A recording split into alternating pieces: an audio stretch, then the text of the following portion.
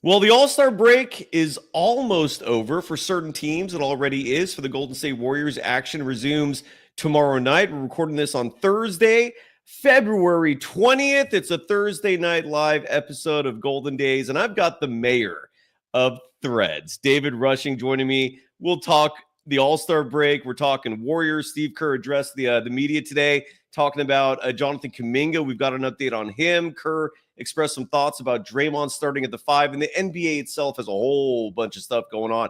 Let's break it all down. David Rushing, the mayor, in the house. This is the Golden Days.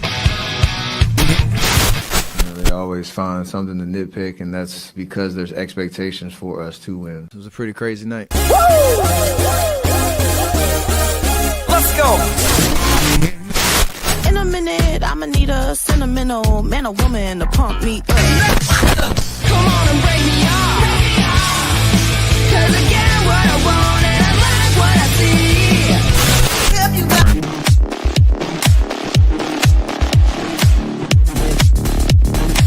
We're on the Red today. On the Laura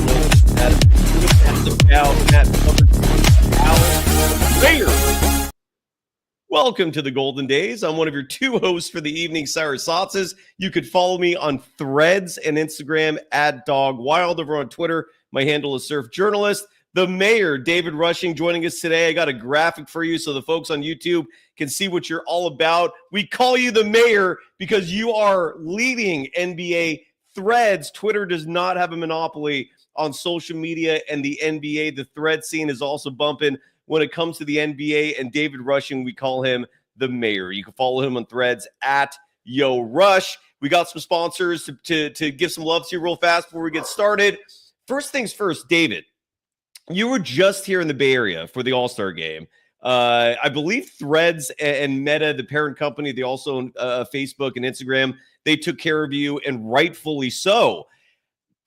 Have you ever traveled elsewhere in California? Like, what's your California experience, David, in terms of your travels here to the Golden State? Yeah. Well, first, thanks for having me on. Appreciate it. This is my second tour of Golden Days, so really, really excited to be back. All-Star weekend was great. San Francisco Bay Area was great. That was my second trip there. My immediate family is actually from the Southern California area, Los Angeles. My parents met there. They got married there. Both of my older brothers were born there. Unfortunately, I was the only one not initiated on the West Coast. I was born in Virginia, but I always make it a point to get back to Los Angeles. So I've been to San Francisco, Los Angeles, Santa Barbara a little bit for work, and Fresno. But I think out of all of the places I've been, LA is number one, of course. Hopefully you don't feel any kind of way about that. But San Francisco was amazing. I love getting out and moving about the city this past weekend. No, some people do care about that. I could care less, man. I lived in Southern California at one point. I'm born and raised here in the Bay Area. But the reason why I asked you that question is because one of our sponsors is Visit Humboldt. Have you ever traveled north of San Francisco? Have you visited what a lot of people call the most beautiful area of the world? A land of giant redwoods, sequoias, a coastline with redwoods lining it, the Lost Coast. Have you explored that beautiful region of our great state? Unfortunately not. I have not made it that way yet. Well, when you do, and this, it's a proud sponsor we got. Again, check out visithumboldt.com for more information. I used to go to school up there. I still try to make it at least once a year. It is, again, if you want like Ireland in your backyard, I think that's one of the best ways to describe what it's like to have Humboldt. And if you keep going, you got the Oregon coast, aka the Gold Coast. Visit the website, visithumboldt.com, or DM me. I'll take care of you. Today's episode also brought to you by the good doctor himself, Dr. Tom Rosanelli. David, you're good. You don't need to reach out to Dr. Tom Rosanelli, but a lot of folks do. LeBron James reached out to someone similar to that. I don't have the picture on me today, but folks, don't be the old LeBron. Be the new LeBron. And reach out to Dr. Tom Rosanelli to get all of your hair restoration needs. Support the program. Give the doctor a call. He's waiting for you to dial the number 415-931-9881. Again, 415-931-9881. You can also go to rosanelli.com. It's a free consultation that he will provide for you. And because This is the 50th anniversary of the Golden State Warriors winning the 1975 title. Rick Barry, the finals MVP of that event. Did you cross paths with Rick Barry, by the way, while you were at the All-Star festivities? Because he was all over the place. Unfortunately, no. I did not get to meet Rick Barry. He's a great dude. And I him would and have loved to, though. If everything goes well, we're going to be hosting Sunday live at Chase Center immediately following Warriors and Mavericks. Stay tuned for that. We'll have more information. But call Dr. Tom Rosanelli, because if you mention Rick Barry's name in honor of the 50th anniversary of that 75 title, he's going to add a 0 to it and give you $500 off. One more time, 415-931-9881 or visit rosanelli.com. Today's episode also brought to you by Underdog Fantasy. Use the promo code GSW for a free pick and up to $1,000 in bonus cash. Yeah, I'll be posting my picks on social media today. It's daily fantasy made easy. It's legal gambling here in California and over 30 other states in the United States. And last but not least, BetOnline, the world's most trusted betting platform.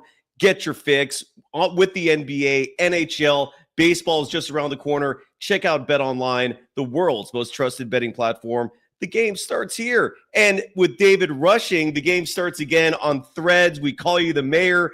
David, I want to start things off by talking about the Golden State Warriors. Obviously, we're a Warriors program. And one of the many things I want to pick your brain about is getting an outside perspective of the Golden State Warriors. Someone who is not immersed in this team, talking about them 24/7.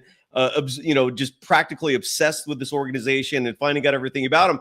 I like getting the outside perspective. Like when the Warriors are on national TV, I'm always watching the national broadcast, mostly because I want to get a new, unique perspective on this team, not the same stuff that we hear time and time and again here in the Bay Area.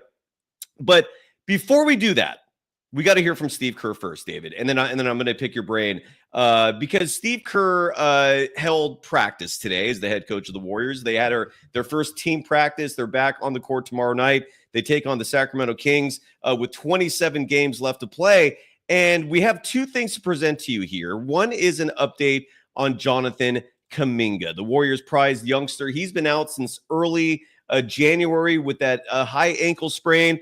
The Warriors posted an injury update saying that Kuminga, who suffered that right ankle sprain on January 4th versus the Memphis Grizzlies. Yes, it is February 20th today. Kuminga's missed the last 21 games. He did practice with the team tonight to this afternoon at Chase Center. He will not be back Friday. He will not be back Sunday. The expected date for him to come back is going to be early next week. And we'll talk about that in a little bit. But Steve Kerr was also asked about that among many topics.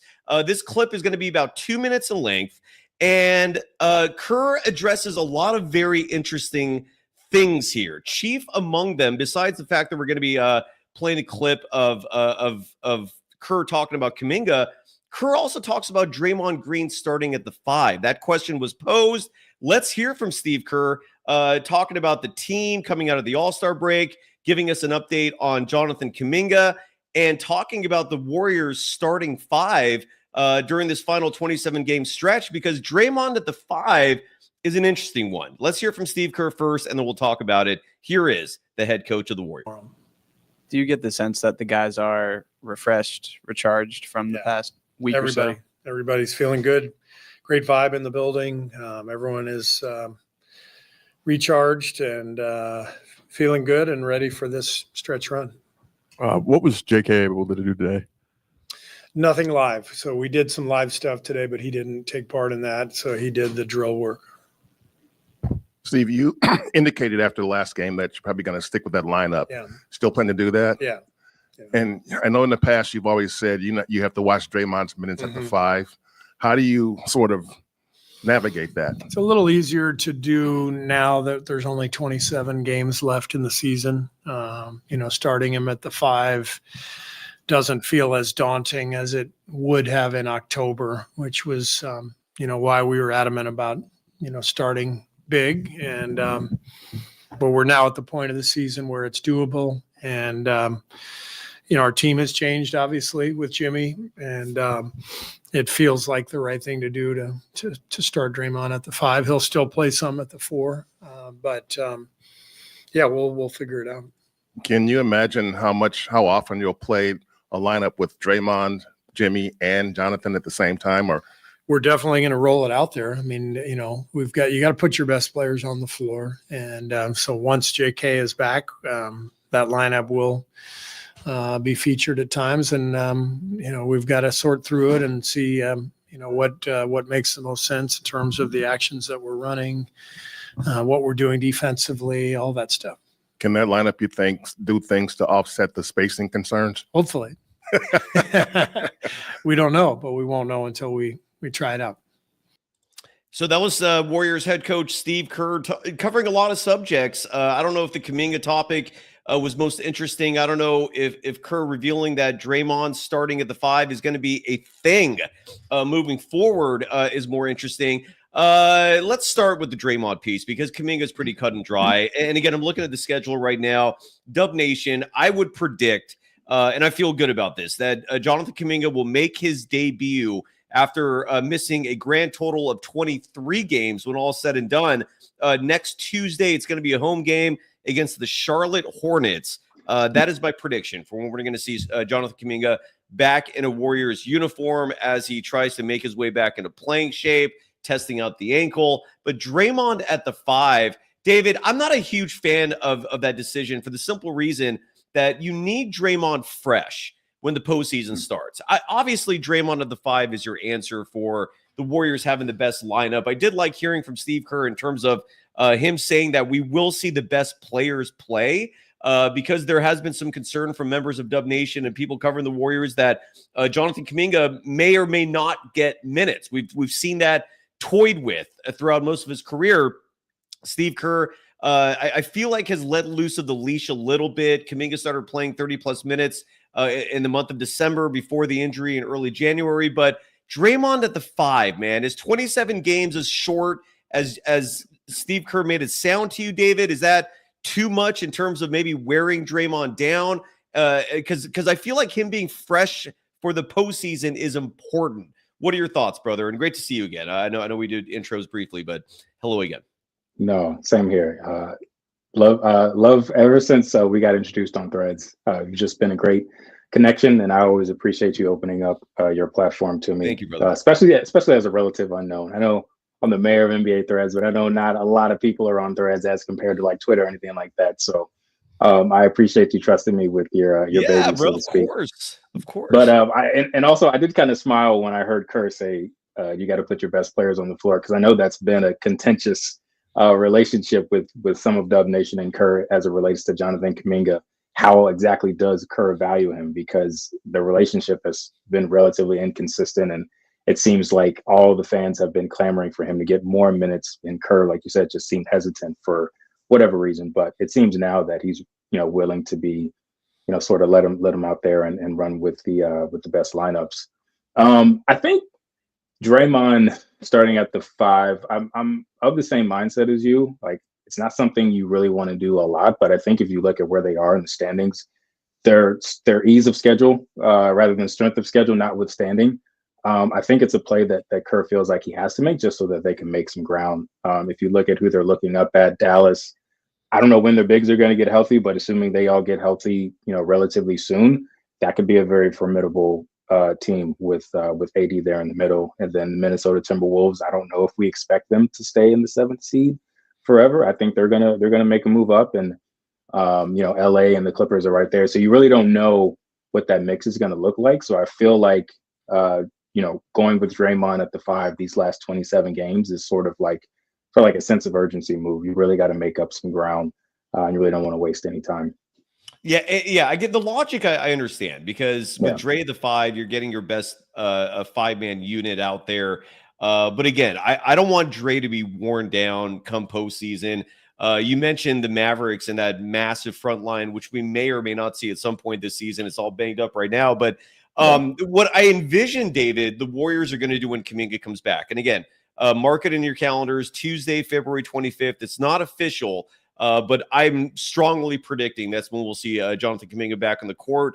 when the Warriors host the Charlotte Hornets. It's a relatively easier opponent to ease Jonathan Kuminga back into the NBA. And realistically, for the 5 players that we should expect to see for the Warriors in terms of their best players on the floor together is Stephen Curry, Draymond Green, Jonathan Kuminga, and Jimmy Butler. The 5th is a wild card. It could be Brandon Podziemski. It could be Moses Moody. It could be Quentin Post. It could be Kevon Looney. Who knows? I'm guessing matchups will dictate that. But the way Steve Kerr makes it sound is I don't like this about Kerr's philosophy as a coach. He's making it seem like the only way that fans get to watch Draymond, Jimmy Butler, and Kuminga on the court together is if Draymond's at the 5. If you slide Draymond to the 4, forget it. You're not going to get it. Tough shit. That's Steve Kerr's philosophy here. That's his mentality. It drives me insane, man. Like, I don't understand why you can't roll a bigger lineup out there. For example, where Steph is your point guard, you slide Jimmy Butler to the 2, make Kuminga a 3, which is his natural position, put Dre at the 4, and then have Quentin Post at the 5 because Post is still spacing the floor as a stretch big. I just wish we would see more common sense decisions like that. Unless you don't think that's common sense, what's your reaction to that? No, I think it's common sense. I think you need to see it, right? Hopefully it's not completely ruled out. I think hopefully it's one of the lineups that he toys with, and hopefully he gives it a fair shake. But for every reason that you outline, especially with Post in the lineup, I think it's an extremely formidable lineup. And you kind of want to see that too before you get too far into the rest of the regular season, because you're still integrating Jimmy Butler. I think he only played like 2 games, maybe one or 2 games, four total, 4 games. Excuse me. Wow, I really don't watch the Warriors. It's okay. That's right.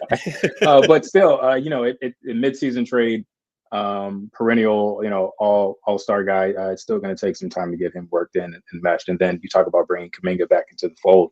So no, I think that could be a pretty scary lineup. And maybe, I don't know how you feel. Maybe there's a chance Kerr is just being coy about, maybe not showing that lineup or not, or I don't know. You know him a lot better than I do, but I would like to think that that's a lineup he's at least going to take a solid look at. Rush, I wish Steve Kerr would be coy with us. No, he's not. He doesn't keep his cards close to his vest. Usually what he tells you in a press conference is how he's feeling about things. Now, the good news is he has shown flexibility this season in terms of not sticking with what he says. Like, for Kevon Looney was entirely out of the rotation. That lasted maybe 3 weeks. Buddy Hield 1 minute is a starter on this team playing 30 minutes. The next minute, he's getting a 10-minute outing. We've had, I believe, 33 different starting lineups for the Golden State Warriors this season, which is, if I have my math correct, tied for the league lead in that category. So on one hand, you haven't been getting consistency from Steve Kerr this year, but on the other hand, you are getting a more open-minded approach, if that makes sense. What are your thoughts on this Warriors team as a whole, man? I mean, Jimmy Butler, again, he's been here 4 games now, and I don't think anyone's holding you to the fire in terms of knowing how many games he's played. You're covering all 30 teams, if I have you right. So all good there. But what is your from your perspective? How do the Warriors look now, man? Like, Jimmy Butler has clearly woken this team up from a slumber that they've been enjoying. Well, enjoying is a very wrong word there. A slumber that they've been kind of getting through this season. They've been a 500 team most of the year outside of that hot start.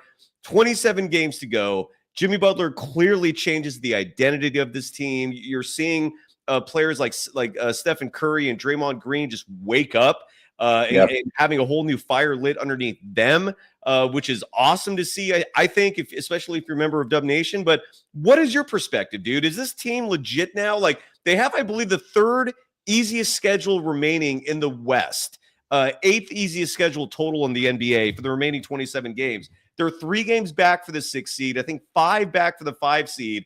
What do you see with this Warriors team, man, for these final 27 games? Do they look real to you, or do they look like a team that will just maybe make the playoffs? What do you think? I think, one, I like the Jimmy trade for starters. And I think just looking at him and his history, everywhere that he's gone, I think he's improved the team almost like immediately. And I think that speaks to the respect he has around the league. And I think that speaks to the impact that he can have on the floor, and impact the players around him. And when you talk about putting a guy like him and Draymond on the same floor, I know he doesn't get I know he's not as heralded defensively as he used to be, speaking of Jimmy, but I think, when you get into a playoff situation, and even key moments down the stretch of regular season games, he can still lock in. He can still take your top wing perimeter guy on defense, and really have an impact. And then on the offensive side, you guys have someone who can actually put some pressure on the defense and get to the free throw line. And I know that's, I love Andrew Wiggins. I think he's a hell of a basketball player, but he tended to sort of get a little content with floating around on the perimeter, even this late in his career, for those long contested jump shots. So I really love the mindset change with Jimmy Butler, and I think that's going to mesh well with the veteran championship team that you have with Steph and Draymond. So yeah, I think that they'll make a run. I mean, you can't ever really count the Warriors out. So I don't, whether they climb out of the play-in, I don't know. I think they'll be around that 6 to 8 range. So maybe they eke out of the play-in, but I would kind of sort of see them in that 6 to 8 range, probably like 7th. Yeah, and the difference between 6 and 7 is huge. I imagine they're going to be fighting for 6 so they can avoid that play-in again. Right. And again, right now the Golden State Warriors, they're 28-27. They're going to take on the Sacramento Kings tomorrow. Both teams tied with 28-27 records. The Warriors, 3.5 games officially back of the LA Clippers, who are 6th right now. And then the LA Lakers, who lost to Charlotte yesterday, kind of crazy. You have to mention that. 5 games ahead of the Golden State Warriors, again, with 27 games to play. I'm looking at, David, if there's one date on the calendar I'm looking at, and every time you see me for the YouTube viewers on my phone, I'm looking at the Warriors schedule because I have it as a wallpaper. There is one specific date that I think will be the ultimate litmus test. It falls on St. Patrick's Day. It's Warriors and Nuggets.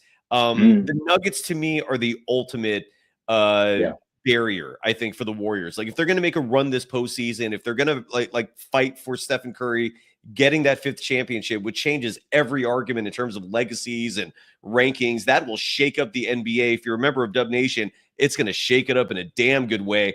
But again, the Nuggets to me are a test. I don't know if the Warriors have what it takes to beat a team like them. I think they could stand up to anyone else in the West. Cleveland is a whole other argument as well, and a daunting opponent there. Again, because of size. I just don't know if the Warriors can match up with that. What do you see, man? Do the Warriors have a shot against a team like the Nuggets? And who in the West do you like overall? Two-parter for you, sir. Yeah, it's really hard for me as someone who lives in Charlotte and has been here for a while to ever count Steph Curry out. I feel like it's blasphemous almost. Yeah. But the Nuggets are just tough, man. Like Jokic and Russ, they got Russ playing like semi, prime Russ, and Jamal Murray, who's traditionally a second half player. He comes along slowly and in the seasons has really started to pick his game up. And I just feel like you can't really ever count the Nuggets out. They're just that really dominant team that's, for some reason, people don't really ever talk about. I know we talk about Jokic and how great he is. But when you talk about attention that a lot of the teams in the West get, Denver kind of just, if it's possible, flies under the radar. I feel like, people talk about OKC, the Lakers, of course, because media, the Warriors, but Denver is just that silent killer that come playoff time, you never really want to see. So I don't like the Warriors' chances against a team like Denver. But, in a 7-game series, you still went on the road. Anything can happen. So that's my hedge of an answer. Yeah. I don't like the Warriors' chances against them, but, anything can happen, especially when you got Steph, Jimmy, and Draymond on the court. Yeah. And Armando Lara, I love the optimism from what he's writing in the chat. One of many golden dazers. Thank you, everyone, for the support, writing that the Nuggets ain't shit, in his opinion, that the Nuggets can be game planned easily. But again, Nikola Jokic, he scares me. I don't know how else to spin that, dude. He's going to go down as one of the game's all-time greats. The question is where he's going to ultimately end up, and the difference is going to be if he just finishes with 1 championship, he's going to be known probably as a top 20 player. If he racks up 2 or 3, maybe top 10. But I just don't like the idea of the Warriors going up against a team like the Nuggets and that front court with Jokic and Aaron Gordon. And that's largely why Draymond's starting at the 5 concerns me, because if you're going to beat the Nuggets, Draymond's got to be he has to play his A game defensively against Nikola Jokic. You need him fresh for that 7-game series. You can survive without Draymond being at his A game, I think, against certain other opponents like the Rockets, the Thunder, teams that the Warriors have already beaten. But the Nuggets, Draymond's it. Like, if you're going to slow Jokic down, you can throw bodies at him. You could throw, like, Looney. You could throw Trace Jackson-Davis, Quentin Post. You throw bodies at him and get fouls, but he's going to hit his free throws. You're going to go through those players, and Draymond's still going to have to be that guy that stops him when all is said and done. And that's why I get concerned hearing Steve Kerr say that he's going to start Draymond Green at the 5. I don't want to see those heavy minutes and those battles with Draymond against much bigger players that can wear his body down. But that's just me. I don't know. Any thoughts on that, on the comments I just made, David, and anything else with the Warriors, as we're going to shift gears to the rest of the NBA in just a moment here. But any final thoughts from you about Golden State? No, I totally hear your concerns about Draymond. I think he's probably their most important piece, specifically on defense, when you're talking about just sort of quarterbacking that whole team. But I mean, I don't know. I mean, you can throw bodies at Jokic, but I mean, Draymond I feel like an all-time defensive grade. So I would start him against Jokic, understanding that I'm going to have to live up to the challenge. But I honestly think he's probably their best shot. And I'm just giddy. We're back at this tomorrow. The Warriors are at Sacramento. Technically, that's a big game for Golden State, because even though they, on paper, especially with Jimmy Butler back, they should be better. They should win that game, but who knows? I mean, Malik Monk always goes off. Someone in the chat wrote, expect a 40-point night from Malik Monk as their point guard, and it makes sense. If he does, it would not surprise me in the least bit. So we shall see, but the season is back tomorrow. You brought up, we're going to talk about the rest of the NBA, because we don't talk about other teams on this program that much. And it is the All-Star break. So I thought now would be a perfect time to go through all the hot topics throughout the association beyond just the Golden State Warriors. Before we do that, really quickly though, I just want to look at I'm on BetOnline's website, because I'm curious to see what the line is going to be for Warriors Kings tomorrow. The game is in Sacramento. David, I'm going to ask you to guess the line. Who do you think is favored and by how much, courtesy of the bookies at BetOnline? Oh man, I don't bet. So I don't really live in that world, but I'm going to say where's it's in Sacramento, you said? Correct. Yeah, Golden one. I'm going to say Warriors by, I don't know, 6, 8. Oh, well, you got the team right. It's Warriors by 2. So the bookies expect a close game. Now, and see, the advice I always give to fellow gamblers is when you guess a line, and let's say in your case, you guessed that the Warriors are favored by 6 or 8. And then when you actually see the line on paper and it's Warriors -2, if you were a betting man, David, I would tell you, put your money on the Warriors, man. You think they're going to win big. That's what your instincts are telling you. Listen to your intuition, man, because it ain't always going to be right, but it's right more times than not. So anyways, Warriors are favored by 2 tomorrow in Sacramento. And we'll be covering that live immediately following the game. And again, Sunday, I'm waiting for confirmation, but Rick Barry and I are going to be hosting live from Chase Center after the Warriors and the Mavericks. It should be a wild game with Klay Thompson back in town yet again. Andre Iguodala is going to become, I think, the 6th or 7th Golden State Warriors player in the history of the franchise, dating back to the 40s, to have his jersey retired. So Sunday should be fun, and we'll be coming to you live from the arena, the first time all season we've done that. I know Ryan Leong joins us from there regularly, but it'll be the first time we're going to be on the scene there. Awesome. So stay tuned for that. Any thoughts on that, David, before we talk about other teams in the NBA? Andre Iguodala getting his number retired Sunday. You've been covering the NBA as a whole. Iguodala started his career in Philly. Was a totally different player back then. Was an Olympian as well, but people knew him a lot more for his scoring prowess. He didn't become like this defensive specialist until he came to Golden State. Even at Denver, he was still relied on to put up some points. But What are your thoughts on Iguodala getting his number retired with the Warriors? And do you think he's a Hall of Famer? Because I do feel like he's on the cusp there. Oh man. When I think about Andre Iguodala, I think one, consummate professional, incredible career.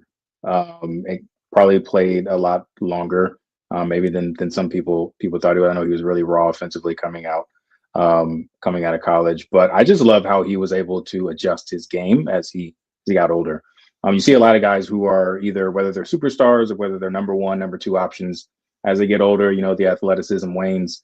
They're not always able to adjust, right? They're not always able to come off the bench, right? I know that was sort of a thing when Kerr started to bring Iggy off the bench, but I mean, you saw how valuable he was to the championship team. So I absolutely love that Golden State is retiring his jersey. 100% deserves it.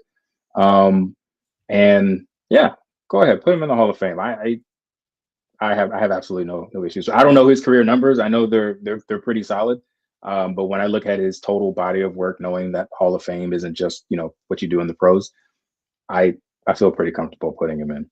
And it's the NBA, and even Rick Barry, who's a member of the Hall of Fame, agrees with this sentiment that the NBA has really laxed their standards for who gets in. It's not to say that scrubs are being inducted, Sure. but the Hall of Fame used to be really selective, and then they've kind of let the guard down a little bit. Like we can have debates about whether or not a player like Tracy McGrady should be in, like even Tim Hardaway, a Golden State Warrior, they're in. And I'm not sitting here saying they don't deserve it, but there was a time where the Hall of Fame was far more rigorous, and guys like Yao Ming would not get in, and he got in as well. So I'm with you. I think Andre Iguodala will get in ultimately. The numbers are a big they're an interesting variable because again, he wasn't like a scorer per se. I should probably look up his overall numbers because I'm curious myself. We'll get to that in just a second. But anyway, so that's happening Sunday, and a big game between the Warriors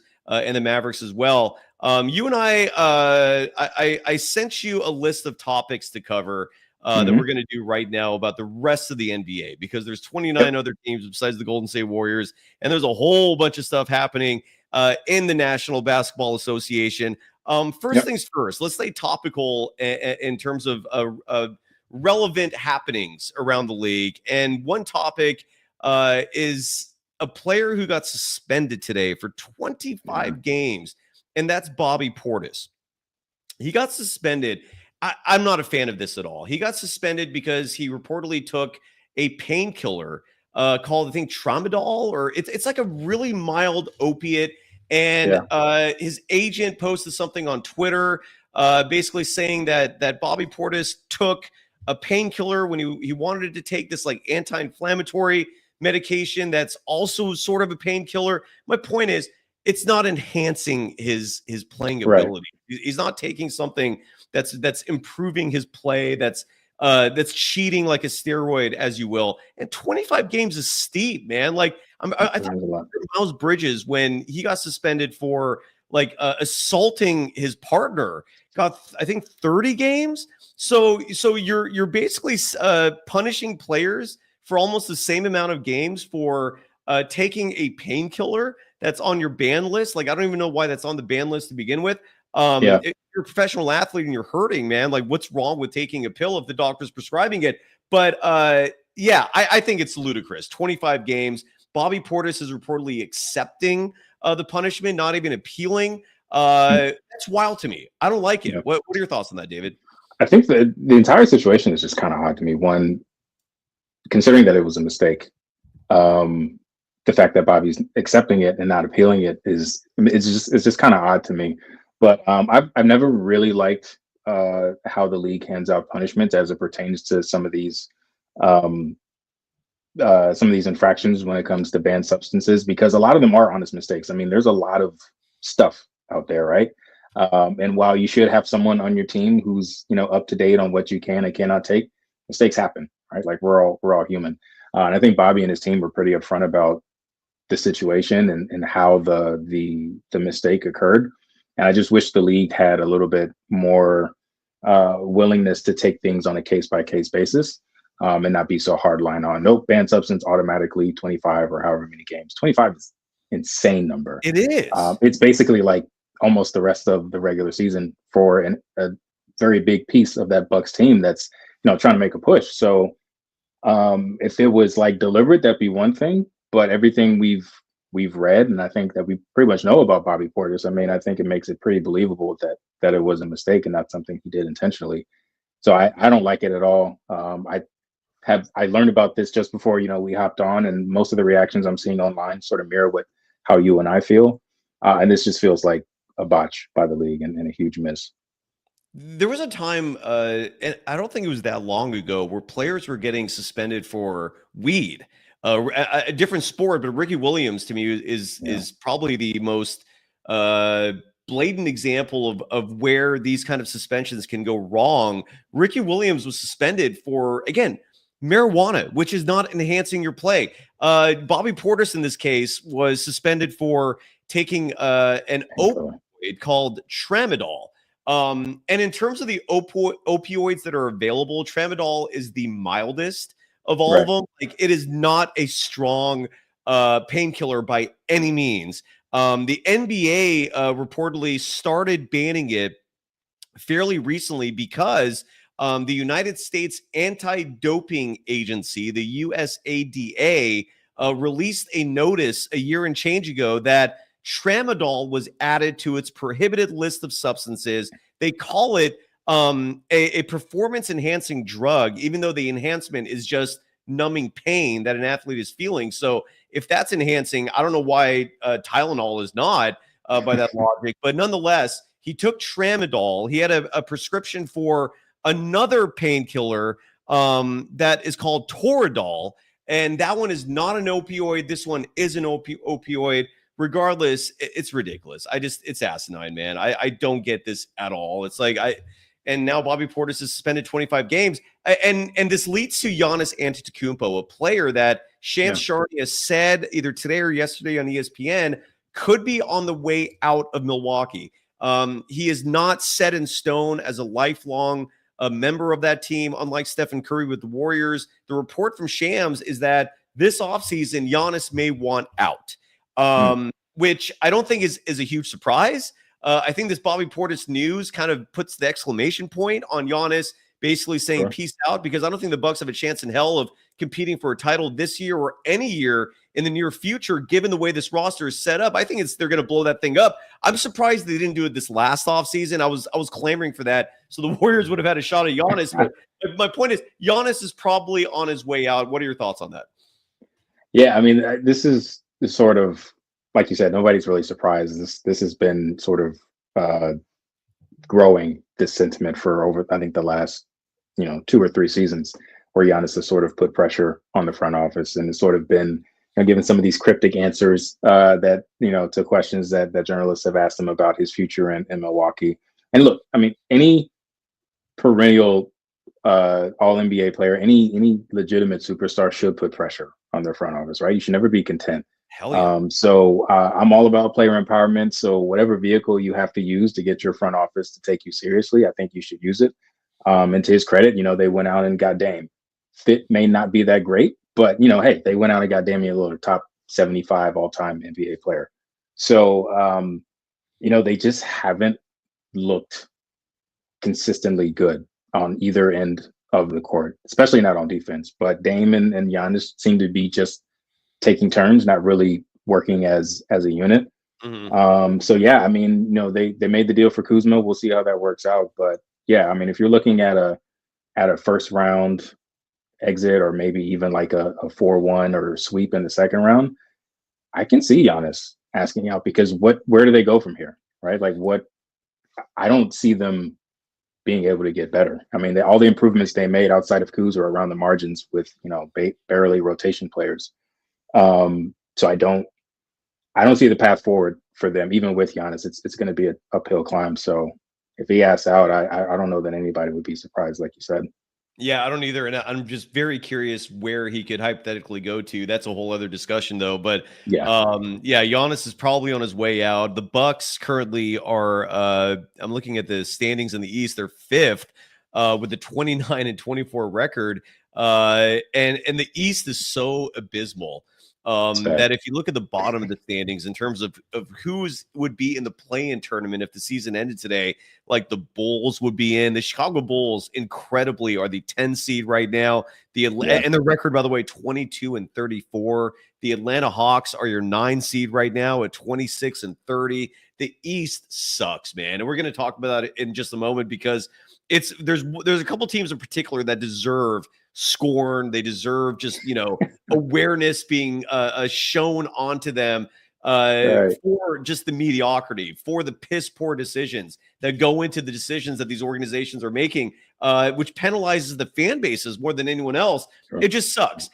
You brought up something a little while ago about the Denver Nuggets, saying that they routinely slide under the radar for you in the discussions of the NBA's elite teams. Another team that slides even further under the radar. This is a team that I never hear referenced ever. And I don't know if it's because of where they play. There was a funny clip from the Olympics documentary pertaining to the U.S. men's basketball team. It recently got released on Netflix. I haven't had a chance to watch it yet, but there's a clip in this documentary where you see Tyrese Halliburton trying to recruit Joel Embiid. And Embiid's like, Indiana, he's like, I forgot what he said, but he said something like, I will never play there. Like, I'd rather retire. He said something to the extent of like, better chance you'll see me in hell than you'll see me in Indiana. I don't know why Indiana is looked at that way. I know it's a small market. People say great things about Indianapolis, but the Pacers, dude, no one ever talks about them. But now when you look at the standings, however, they're very relevant. They're currently 4th in the East. They're 31-23, 8 games above 500. It wasn't that long ago they made a run in the postseason. I feel like they got a team that could do it again. They've got stars on this squad. Chief among them, Tyrese Halliburton, Pascal Siakam, Benedict Matherin's a terrific player. They got a whole bunch of dudes that can play basketball. Why, in your opinion, are the Pacers a team that's never talked about? Miles Turner, another player on the roster who can play. Why are the Pacers always under the radar? Like always. I never hear them in discussions among the NBA's better teams. Is it just location? Is it the style of play? Why is Indiana not getting the love? Yeah, I don't know. I feel like if you talk to people who like live, breathe, and sleep basketball, Indiana will come up, especially like with what they've done with their offense the last couple of years with Halliburton at the helm. And if you look at all of their like league rankings, I mean they're pretty like middle road to better than average team. And all the pieces that you listed would be enticing, I think, for me as a player to play with. So I think it might just be that small marketability like deal. I don't know. Rick Carlisle isn't that exciting as a coach, even though he's a winner, but he's just not that sexy as a coach. He'll give you some sound bites in the playoffs for sure. But I don't know. I don't want to say they're boring because they can fill it up, but I don't know. I have no idea why they never come up. But if anyone actually sits down and watches this team play, they've got a lot of weapons. And I think that, Matherin being hurt last year really hurt them in the playoffs. I think they could have made even more noise than they made, and made a little bit more, probably pushed a little bit further. So yeah, I like Indy. Like Andrew Nembhard can play. Aaron Nesmith, like dude, even TJ McConnell is such a pest when he comes off the bench. They've got players, dude. I feel like if you're another team in the East and you're looking at like who you could get matched up with beyond the first round, Indiana's not a team you want to face. No, but again, when it comes to narratives, when it comes to NBA discussions, I'm bringing them up because I feel like no one else does, and I was just curious what your thoughts were because they are a good team.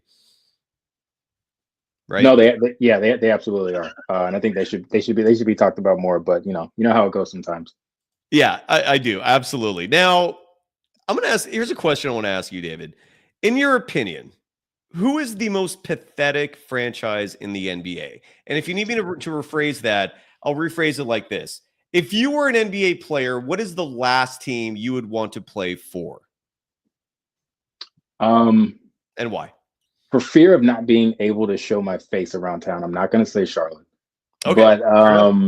But they're in the discussion. That's fascinating. I feel like they've got pieces you could look forward to, right? Like they got LaMelo Ball, you've got Brandon Miller. It's just Not going to happen this year, but yeah, I do think that they have better pieces, and I love Charles Lee as a hire. I think he's a good guy to be a good coach to be sitting in that chair. I do look for them to be improved next year, but it just seems like every year they're supposed to be better, and then we're lottery bound. So I'm kind of cheating because you sent me the questions, but I do really feel like Brooklyn's in a bad spot. Chicago's in a bad way. Apparently Danny Ainge has a plan in Utah, but those are a couple of teams and it's cold in Utah. I don't really like cold weather, but I feel like Chicago's colder, but that's just me. Yeah, it could be. So those are a couple of teams I probably would want to avoid if I were a player in the league. I'm going to put to me it's not even like a debate, and I don't know if you agree, but it like if for example I had money and I had the choice of buying an NBA team, the last team I'm looking at is the Chicago Bulls. Maybe that's not the best analogy, just because the Bulls still have value being in the third biggest city in the country, but in terms of just a fan base, maybe that's a better way of phrasing it. Like if I was if I did not have an allegiance to an NBA team and I had to pick one team to root for, the last team on that list, if I was going to go through 1 through 30, would be the Chicago Bulls. They're completely directionless. They have no hope for the future. They have no hope for the present. You look at any other team, like the worst team in the NBA right now, record-wise, is the Washington Wizards. But you look at the Wizards, and even they have some pieces that you can at least look forward to, right? Sure. Like, for example, their first-round draft pick from a year ago, Alex Sarr. I really like that guy, man. Like, I think he could be a legitimate basketball player in the NBA someday. He's got length. He's got toughness. Jordan Poole has really progressed his game where he looks like a legitimate NBA point guard now. So they've got pieces. Corey Kispert's another one who might be good someday. You look at the Carrington kid looks good too. Who does? Bub Carrington. He looks pretty like he'll be a player too. Another one. You're absolutely right. So you grew across the association, like even the Brooklyn Nets. At least they've got they've got Cam Johnson, who still might end up being something. Although I do agree Brooklyn is pretty depressing as well. But they've got like Nick Claxton, who's not the worst big in the world. Who's the guy that scores all those points? Cam Thomas, who I know has been injured, but they've got some pieces that still excite you at least. Although I would probably rank Brooklyn second worst on this list. But Chicago, it's just, I guess my whole point of bringing them up is if you're an owner as atrocious as Jerry Reinsdorf, sell the goddamn team. Like I have genuine pity for the Bulls fan base. Like, because a lot of those fans were not old enough to remember Michael Jordan, and Reinsdorf is milking that to this day. The Derrick Rose injury happened, 14 years ago? So that's ancient history. There is nothing going for this franchise. Nothing. Like Josh Giddey is who you're looking forward to. Lonzo Ball, you're going to pray that he's healthy a year from now. Like Kobe White, I almost feel like took a step back this year after, being so promising a year ago. This team has nothing going for it. Nothing. They've never spent a penny in the luxury tax, which tells me that they have no they don't care at all about winning. So I want to highlight the Bulls for being as awful when it comes to ownership as you can get. And it needs to be highlighted, man. Sell that damn team if you don't care about winning. Their GM, who I'm not going to even pretend to pronounce his name. I don't have it memorized. I would butcher it if I tried right now, so I will not even utter it. But their GM said a week ago, it was one of the most ridiculous comments I've ever heard in my life. He said that besides the two obvious ways of building a championship roster, and I think the first two ways he mentioned was either having one mega superstar and then building around him, or having a big three and then building around him. He's taking the third approach, which is having 9 or 10 really good guys. And that's it. That's the angle. That is literally what the Bulls are trying to do. Their entire philosophy for building a roster is, let's just get 9 or 10 good players, whatever that means. It's clearly not all-star level. It's not star level. So he just thinks above average for across the board is going to translate to success. No, that's the solution for mediocrity. Like if you just want to be an average or below average team forever, that is the strategy. Any final thoughts on the Bulls before we move on? Because I don't think we can ever shit on them enough. I feel for the Bulls fan base. Any final thoughts from you, David, before we move on? I mean, you cooked on that one, so I don't really want to mess it up. But I will just say that that's probably one of the more asinine things I've ever heard a GM say. We know that you're not going to win in the NBA, at least without. I don't know any team that's won without at least one legitimate star. And you're definitely not winning with just 9 really good players. Like if it was that easy, like like it would have been done time after time after time after time. And I really just don't understand their aversion to just tanking. Like just blow it up, start over. I think it was Mark Cuban who famously said years ago that the worst place to be is, in that middle end, that middle ground. And that's where Chicago is, and that's where they've been. And as long as they continue, and as long as they continue to to plant their flag there, I mean, they're going to be a garbage team like they are now with, above average players as their go-to guys. And yeah, I pray for the Chicago fans too. They're some of the most loyal in the league because a lot of them, they walk, you around Chicago, so you see, all the glory days with the Bulls and Jordan. And even the Rose years were really good, even though, they never really got there over the finish line. But yeah, it's bad in Chicago. And I don't know when it gets better. Yeah, the Rose years gave you something to be excited for. And I feel like their best day, those DeMar DeRozan teams were where they went like 500 2 years ago. That was their most optimistic season in the last 15 years. I bring it up because I really feel for those Bulls fans, man. They deserve better. Human beings should not be tortured like that.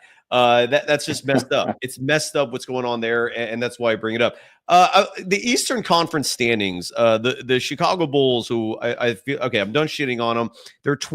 Their record this season right now is 22-34. I bring that up because it's good enough for 10th in the East. The Chicago Bulls today would be a play-in team.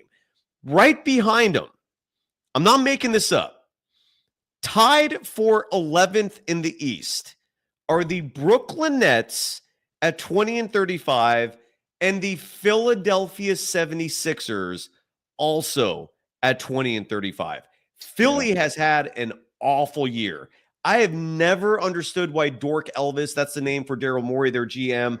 I've never understood why he keeps getting hired and put in these insane positions of power. Do not understand that for a minute, but that's what Philly's doing right now. They have Dork Elvis calling all the shots, and what Dork Elvis thought the solution to his team was this past offseason was just finding a bunch of dudes that are good and just putting them together and expecting that to work. It's not working, obviously. Joel Embiid is also clearly at a point in his career where if we ever see the old version, the MVP version again, I will call that a miracle. He's on the wrong side of 30. Those knees are collapsing. I love the fact that they dropped that news item about Joel Embiid possibly needing major knee surgery right after the Eagles won the Super Bowl. Great timing on that part. That was a PR masterclass. Side note. But my point is, Philly, despite being just a total shit show as a roster, as an organization, they still might get into the play-in. What's your take on this team, man? Like you're like speaking of an organization that should blow it up. I feel like that is your Class A model for a team that you want to rebuild from, and with the exception being Tyrese Maxey. I love Maxey. Sure. They're stoked having him. Paul George, not stoked, I imagine, if you're a Philly fan. It's a minor miracle he survived this long into the season without that fan base and the media eviscerating him. What's your take on Philly? Because, man, that is an ugly scenario. Yeah. One thing that stands out to me is I don't know if you saw the stat floating around on social media a couple of weeks ago that he has or had at one point more podcast uploads than field goals attempted this season. Did he really say that podcasting is hard? Like, was that a NPA Centel thing, or like, did he really say that? I don't know. It's not easy, but don't compare that to being a player either. I mean, That's why. Yeah, for fear of it being a legitimate quote, I didn't look into it. So I never confirmed whether it was real or not because I didn't want to have to change my already lower opinion of Paul George this year. I think he's had a couple of unfortunate injuries. I mean, that's kind of been Paul George, for the last few years, or maybe his whole career even. And the fact that they gave him $200 million is just, it's just insane to me. I get it. You've got Joel Embiid. The window is closing with him, especially considering they know a lot more medically about Joe, how Joel is than we do. You've got a rising star in Tyrese, so you kind of make one of those swing for the fences moves, but I don't know that this was the right one. And now they're kind of stuck with them. So I think Philly should blow it up. I don't know how they blow it up. Someone will take Paul George, obviously, right? And someone would, I think. Would they? Yep. With that contract? There's always maybe someone is always willing to take a contract. I think if anything has been proven in this league, it's time and time again, someone's going to take the bad contract. It may be expensive and, draft capital. I don't know what their draft stock looks like. They may have to attach a young piece to it if their draft assets aren't that attractive, but you can always move a contract. You have to get creative sometimes. Unless your name is Bradley Beal. That is a clear exception. But yeah. And by the way, Bruce Morrow giving you a compliment, David, saying that you make gray hair look cool. So there you go. Bruce Morrow, ladies and gentlemen. Continue on. Sorry. Thank you, Bruce. I appreciate it. I can go ahead and return my Just for Men that I bought earlier. But Philly, I don't know. Maybe this is why Chicago doesn't try to get better, right? Because at the end of the day, you're always going to be in the thick of it for potential play-in opportunity and get some playoff revenue for a couple of home games. I don't see Philly doing anything. I think it's crazy that Brooklyn is actively trying to tank, and yet they can't. Still a game out of the play-in, which just kind of underscores how bad the East is. But I do want to give a shout out to the Detroit Pistons, who were I called it in the offseason that they would make the playoffs, and they're making me look good so far at 29 and 26. So hopefully they keep it going and stay in that 6th seed. But no, Sai, like you said, the East is bad. I think Orlando is better than what the record is. They've just, they've been very unlucky with injuries. Miami, I didn't really like them at the beginning of the year, even when they had Jimmy. So I think outside of Orlando, everybody there is what you see is what you get. So I'm not really that impressed with any team, and I don't really expect any of those teams to do much, with the exception of Orlando, assuming they get healthy. And if you ever wonder about the NBA reconfiguring their playoff seedings where you just get 1 through 16 regardless of conferences, the reason why that's a pipe dream that will never become reality is because of the standings in the East right now. If they ever reconfigure the postseason where you just had 1 through 16 getting in, I think the last time I looked at it, the Warriors would be the 16 seed.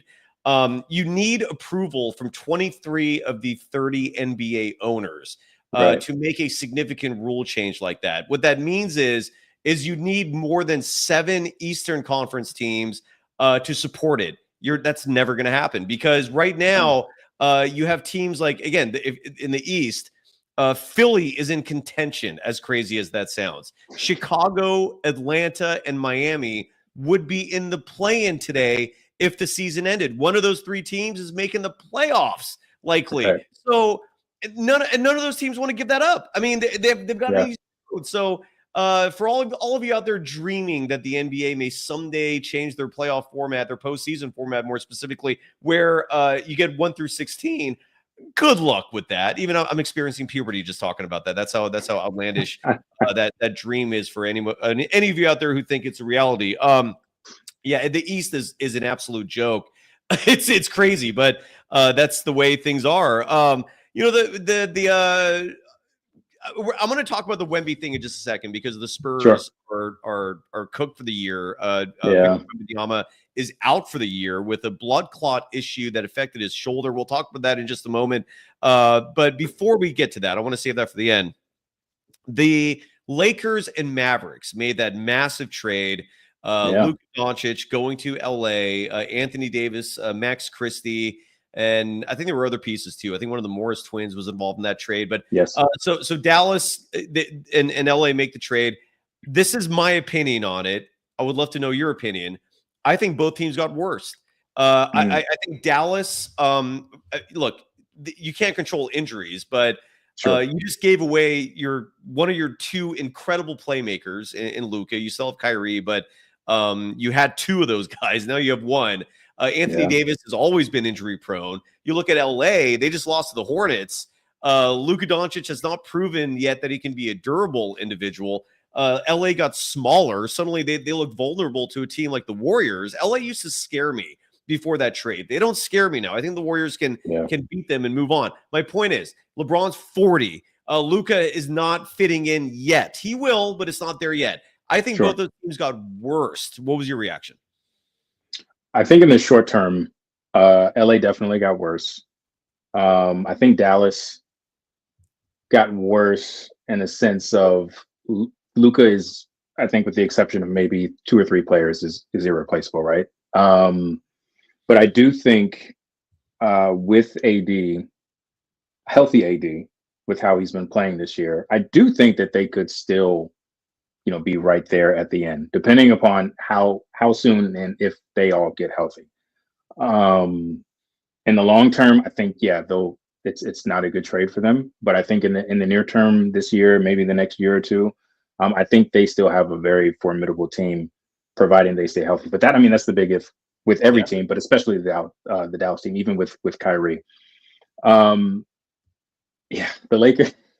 I think the Lakers they're pretty much just going to try to outscore people because there are 8 lane highways to the basket now on the perimeter. Like there's just, outside of when Bando and Dorian Finney-Smith were on the court, there's just really no resistance on the perimeter. LeBron can sort of lock in spurts, but at 40, he's pretty much conserving himself for offense. So, I think LA definitely got worse overall, especially defensively.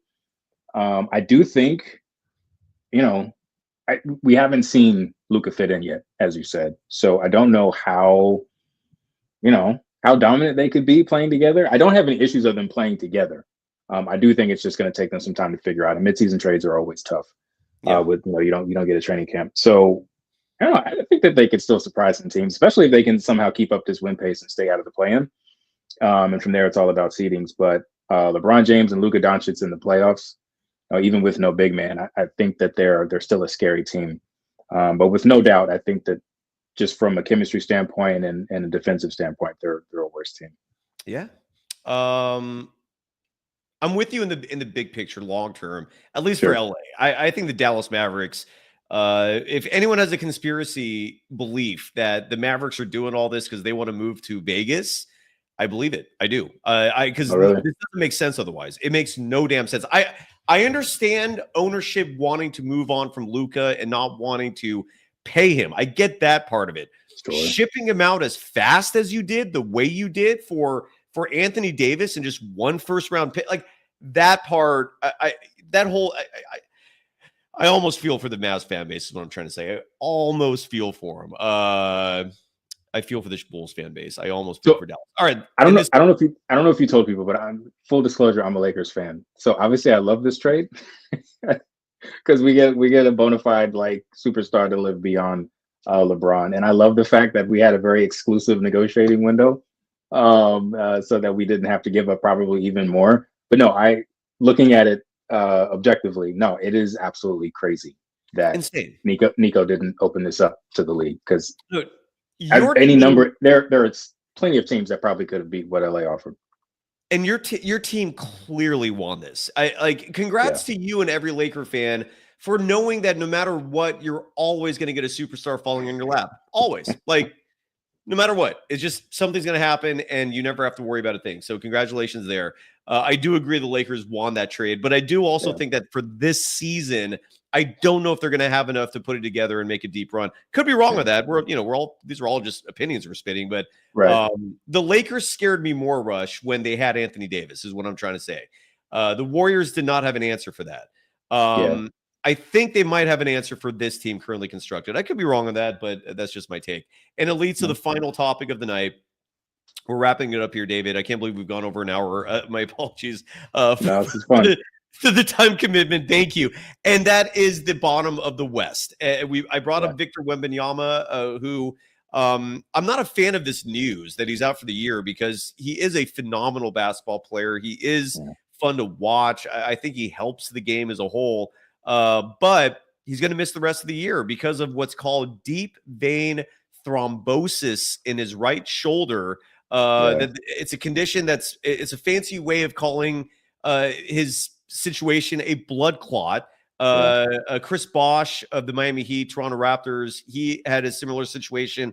I think his was with his leg, and my understanding is his situation was far more serious than what Victor Wembanyama is dealing with. If I'm reading correctly from my research, he's going to be okay. He'll be back next year.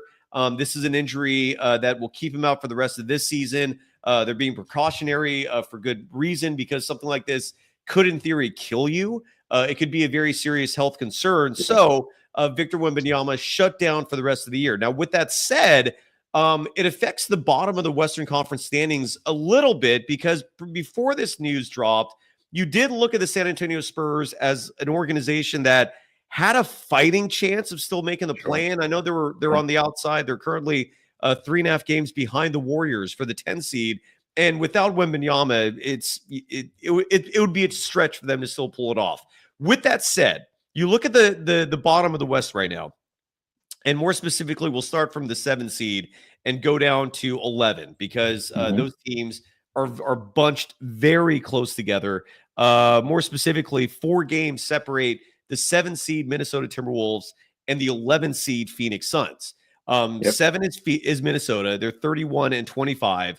The Dallas Mavericks are 30-26, a game behind Minnesota.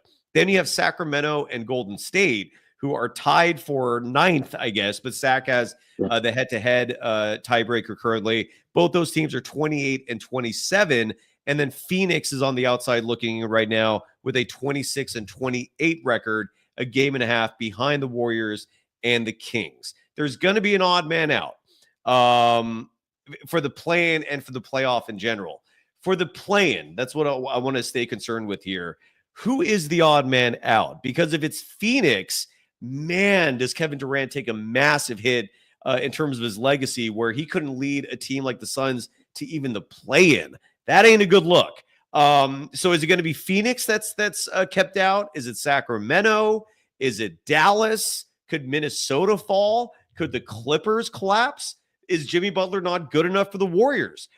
Maybe the Lakers fall because the Lakers right now are just ahead of the Clippers with the 5 seed. Point is, it's a cluster F bomb. One team will not make it. David, who do you think that team is going to be? I think it's going to be the Kings. Why? They don't have a point guard. I mean, I know they signed Fultz, but I mean, he's been sitting around for. He's not going to do it. Yeah, he's been sitting around for the entire season. Yeah. I just haven't liked their season. They've been inconsistent from the start. You've had a coaching change. There was the initial high you get every time you change coaches in the middle of the season, but I think they've come back down to earth recently. And they don't have. I mean, they weren't that great when they did have a point guard. Now they don't really have one, and Fultz is very serviceable, former number 1 pick, and I'm definitely not calling him a scrub, but I don't think there's enough time to sort of get him ingratiated to make the sort of impact that you need. And I think Phoenix, I think they make a little bit of a run here and they get into the play-in. I just think Kevin Durant, Devin Booker, I like Richards as I like that trade that Phoenix made. I like that they got Nurkic out of there. I think there was some bad energy with him and Bud. And now he's in your backyard, right? Didn't he get traded to Charlotte? Yes, he came here to Charlotte. So yeah, I like Phoenix to make a move up, and I think Sacramento drops out. I don't see Minnesota falling, and honestly, I think the 2 LA teams are pretty safe to either at least make the play-in. So there'll probably be some jacking between, I think, maybe 5 and 8. But I think ultimately Sacramento drops out and Phoenix creeps up there. And look, your prediction is very sound. I can't sit here and disagree with you because who knows? I'm not Nostradamus. No one is. Do you want to go through the scoreboard real quick before to wrap it up? Because yeah, let's do that. The NBA's back tonight. Technically, it was back yesterday with one game, I think, which is really 10 bizarre. The Lakers crazy. and Hornets, right? Yeah, it was a late game too. Yeah, I didn't understand why they did that, but they did. What are you going to do? Unless that was a makeup game, and if that was, then that makes more sense. But anyway, so here's the scoreboard, and we like to play some tunes with it, David. So I'm gonna bust some beats that'll go directly underneath us. And yeah, we're in the club now, Dave. So welcome to the Golden Days Club. This is now the After Hours show where we do the scoreboard to wrap it up. So I'll read a score, Dave, and you just give a quick reaction, if any. On the docket tonight, the Denver Nuggets took care of business at home, hosting the Charlotte Hornets, who just played a day earlier against the Nuggets, or against the Lakers, I apologize. So in this case, the Hornets could not replicate their success from a night earlier. The Nuggets take care of business, 129-115. Denver improves to 37-19. Charlotte drops to 14-40. Miles Bridges putting up the numbers, 36 points, 13 rebounds, 7 assists in the loss. Nikola Jokic, 29 points, 17 rebounds, 9 assists in the win. Miles Bridges is one of those like tough to talk about, tough to nail down type of players in the NBA. Would you agree, David? Oh, 100%. Absolutely. He's one of the few pieces Charlotte has. Yeah. Yeah. You'll get the numbers. He'll give you stats. But wins, I don't know. Drama, yeah. Yeah, and he costs a lot of money too. The Milwaukee Bucks earlier today had that Bobby Portis news. Still came away victorious over the LA Clippers, a result that Warriors fans will appreciate. 116-110, the final for Milwaukee, who improves to 30-24. The Clippers dropped to 31-24. Zubac, 20 points, 15 rebounds, 4 blocks in the loss. Brook Lopez, 22 points, 7 rebounds, 4 blocks in the win. As a Laker fan, David, what are your thoughts on the Clippers, dude? Because I feel like the Clippers are to the Lakers as the Kings are to the Warriors. That pesky little brother that you don't care that much about. But they got a new arena. It changes the dynamic a little bit. What are your thoughts on that? Well, for what it's worth, I hear Intuit is amazing. I haven't been myself, but I plan to make a visit. And even though they've sort of owned the series as of late, I don't really care about the Clippers. Just being honest. Your little brother, right? Yeah, I don't care.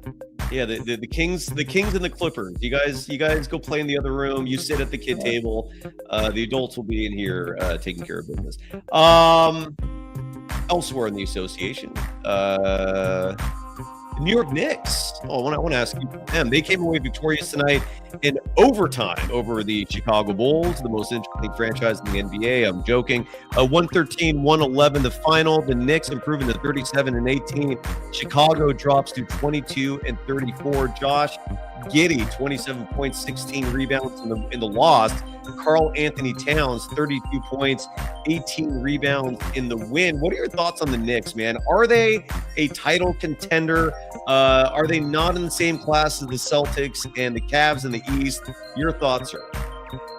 I want to say yes. But Brian Windhorst, who's a lot smarter than me, I think said today or within the last couple of days that no one like fears the Knicks. You don't go to bed thinking about the Knicks as a threat in the playoffs. And until they prove otherwise, I think that's most people's outside of Knicks fans' opinion of the team. I would just really need to see it in the postseason.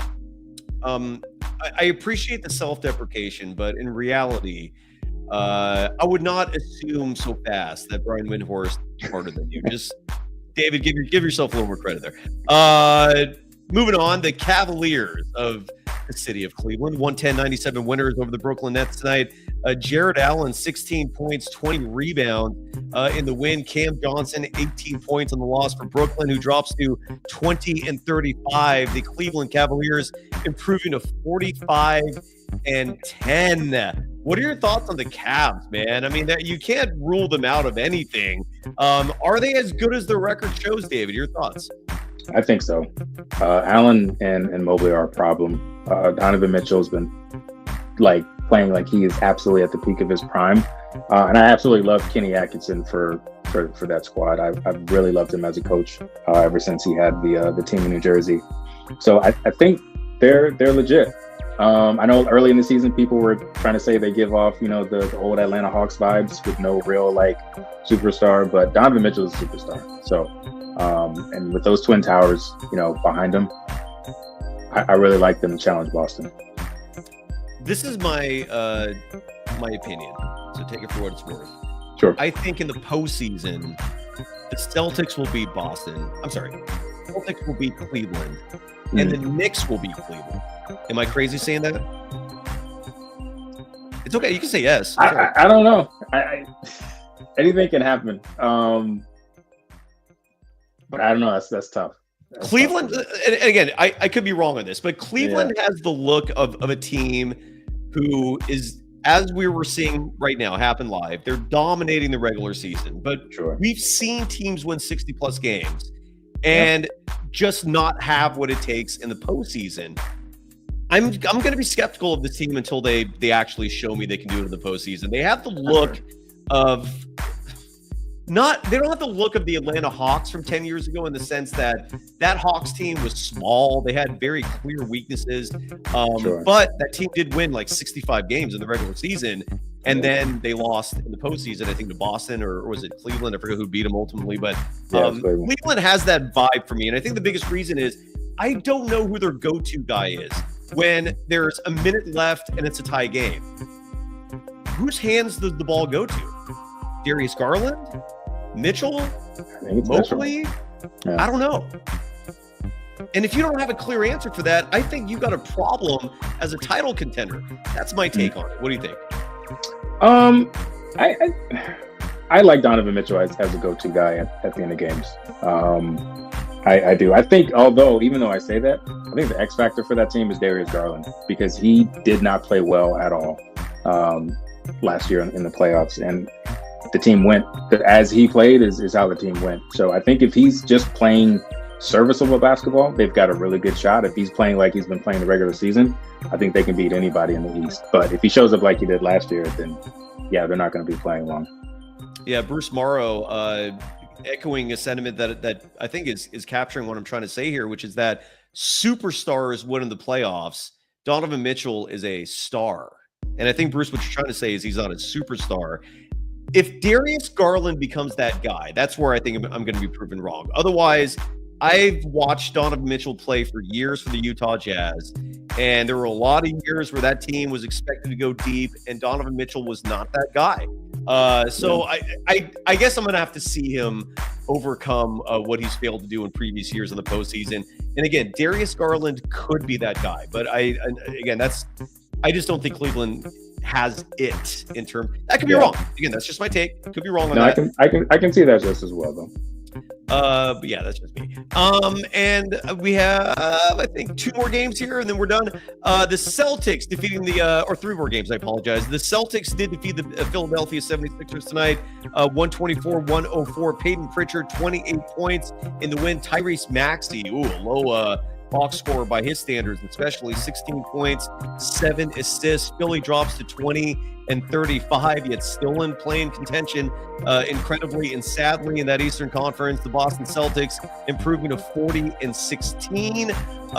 The Orlando Magic defeating the Atlanta Hawks tonight, 114-108. David, still having faith in the Magic. I agree. They've been dealing with a lot of injuries this season, but when you have Paolo Banchero leading the way, he had 36 points, 10 rebounds. You're a dangerous team. Trae Young had 38 points, 6 assists in the loss for Atlanta, who drops to 26-30. Orlando improves to 28-29. And one more game. And David, please jump in if you have any opinions on this. I've taken your time way too much tonight. I want to let you go. You've got a family, man. You're leaving your family for me. I can't thank you enough. Last score: the Indiana Pacers, the team that no one talks about, defeated the Memphis Grizzlies tonight. Again, they're a team that can play. 127-113 the final. Indiana improves to 31-23. Memphis dropping to 36-19. Tyrese Halliburton, 22 points, 9 assists. Desmond Bane, 23 points, 7 assists in the loss. David, what are your thoughts on John Morant on the trade block? Like, is that crazy to you, or did that not surprise you at all? Honestly, at this point, nothing surprises me. If Luka and AD can get traded, anybody can get traded. So I did think, the team came out, they responded very well. They didn't do a no comment, or they didn't go, too crazy with their response. I think it was very quick, succinct, and let everybody know that they're not looking to trade John. They're excited about what they're building in Memphis, and they should be. But when it comes time for Ja to be up for an extension, I mean, do you want to supermax him for a guy that's been injured in the playoffs and been injured during the regular season, and the team has done relatively well without him? It's easy to say you're not going to trade him now, but you're not at that point where you have to negotiate an extension. So we'll see what happens. Yeah, it's intriguing thinking of where John Morant could end up if he's on the trade block. But you're right, durability has been an issue for him. And 2 games that at the time of this recording are not finals yet. The San Antonio Spurs currently leading the Phoenix Suns in San Antonio, 98-93. De'Aaron Fox leading the way for the Spurs with 15 points, 7 rebounds, 7 assists. Royce O'Neal, 22 points, 6 rebounds, 3 steals for the Suns. But again, that game still has 6 minutes plus to play. And the last game, your LA Lakers, David, are in Portland, and they currently lead the Trailblazers 61-52. LeBron James has 20 points in that one so far. But that's still there's still a lot of game to play there. They're early third quarter.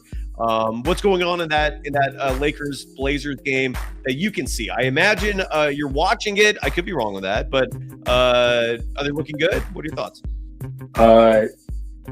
I honestly haven't been able to look at it. Honestly, I forgot that they were playing tonight on a back-to-back. So I'm actually excited that you have me up this late, because now I can leave you and go watch the rest of the Lakers game. But it's exciting to hear that it's the third quarter and they're actually leading, because third quarter has been our Achilles heel all season. They call you that's not a good sign, by the way. That means the Warriors are normal third quarter killers. That's when I started to become concerned. When I started to become concerned, sorry about that, about the Warriors a couple years ago, is the third quarter mentality of slaughtering your opponent and blowing the game open.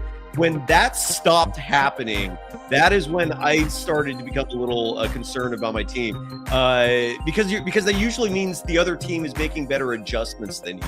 Right. I could be wrong. Who knows? Maybe there's not much to read into that. But go watch the Lakers. It's still early third, David. You got plenty of time. You are the official mayor of NBA Threads. People can follow you on Threads at YoRush. What else would you like to promote, sir, as we wrap up the show tonight?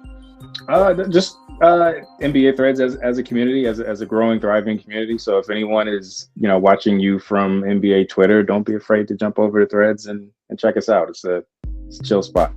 It's weird how like all these platforms are emerging, man. It's the days of just one place. It's over. Now you got Twitter. Now you got Threads. Blue Sky's a thing. Whatever you're doing out there, hope it's fun. But if you're on Threads, you're looking at the mayor right here. That's the man in control of the whole operation. Not literally. We call him the mayor just because you are that guy, sir. If there's an election, I'm voting for you. So you are the mayor in my book of NBA Threads. David, thank you so much, brother. I can't thank you enough for taking time. Over an hour. Jesus, an hour 20. I apologize. We're done. We're getting out of here. We're out. It's all good.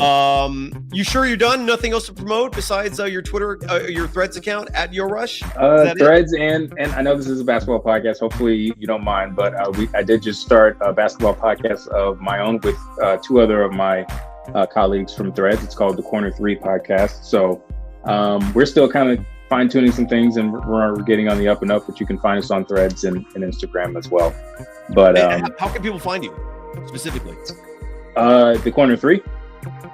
Yeah, Instagram, Threads, and then Apple Music and Spotify. So and it's just called the Corner 3. Like you have the monopoly on that name. Like you're not competing? No, it's the Corner 3 podcast. We had to add the podcast in because the Corner 3 is very popular. And honestly, we're so small that there's probably some sort of copyright problem, but nobody's heard about us yet, so they don't care. So one of the many subjects I teach as a journalism professor is media law, and so copyright is an area of expertise of mine. You are not violating copyright, I promise you, because Corner 3 is too cliche of a term to own for any. The bigger competition that you're going to face is if someone else has that name, having all the domains, the social media handles, search engines, SEO, which stands for search engine optimization. Like that's the battle you're going to have to win. But I will help you however I can, David. If you ever want me on the show, I'm available. Just let me know.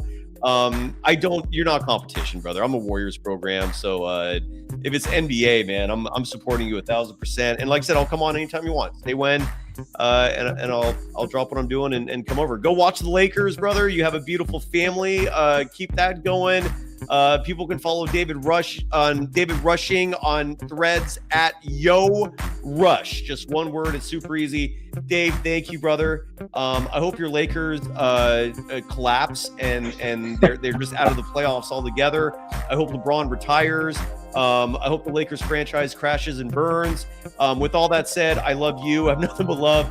Your team's a whole other story, but all kidding aside, brother, thank you so much, man. That was a lot of fun. Are we good? Are we done? I'm good, man. Appreciate you. And I appreciate you. I appreciate everyone. We're back at this tomorrow night, Warriors and Kings. Until then,